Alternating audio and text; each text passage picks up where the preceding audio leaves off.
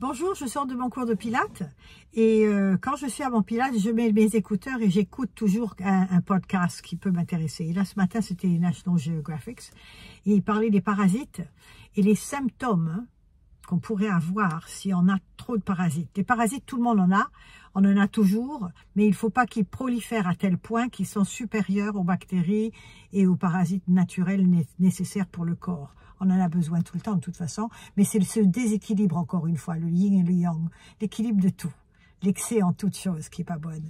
Et là, il parlait justement que... Et j'étais en train de réfléchir pendant que j'écoutais ça, je disais mais merde, c'est exactement ça.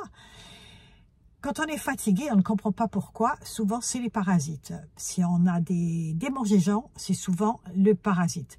Les parasites, parce que les parasites font pipi caca à l'intérieur du corps. Et c'est ça qui nous donne les toxines après. Et si on ne les a pas éliminées, eh bien les choses empirent de plus en plus. Vous avez une faiblesse des fois, des maux de tête. Moi, toute ma vie, des migraines jusqu'à l'âge de 50 ans. Faim, tout d'un coup, pour du sucre et des carbes. Parasites aussi. L'arthrite, l'arthrose. Moi, j'ai rheumatoid arthritis, je sais que c'est ça, parce que depuis que je prends l'ivermectine et le fendendazole, eh bien, ça va 1000 fois mieux. Des sensations de sinusite, souvent, le soir, quand on s'allonge, on a le nez bouché, pipi, caca, parasite à l'intérieur, il faut s'en débarrasser.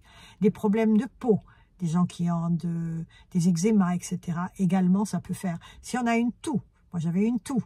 Alors, quand je réfléchis à tout ça, j'avais la toux, la diarrhée, la constipation, la fatigue, des migraines toute ma vie.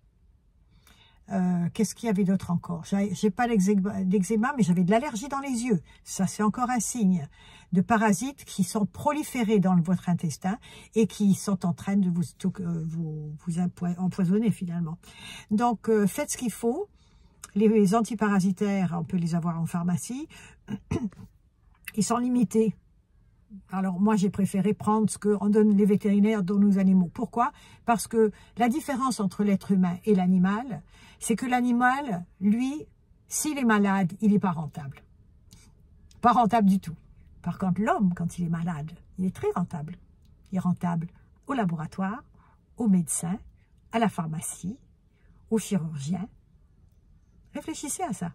Par contre, le vétérinaire est un docteur qui soigne. Il ne donne pas un cachet pour cacher le problème. Il soigne. Le docteur, ils allègent la douleur. Et comme ça, vous revenez le mois prochain. C'est terrible d'être complotiste comme ça, hein? Mais c'est comme ça que je pense. Je vous souhaite une bonne journée et faites-vous déparasiter le plus vite possible. Au revoir.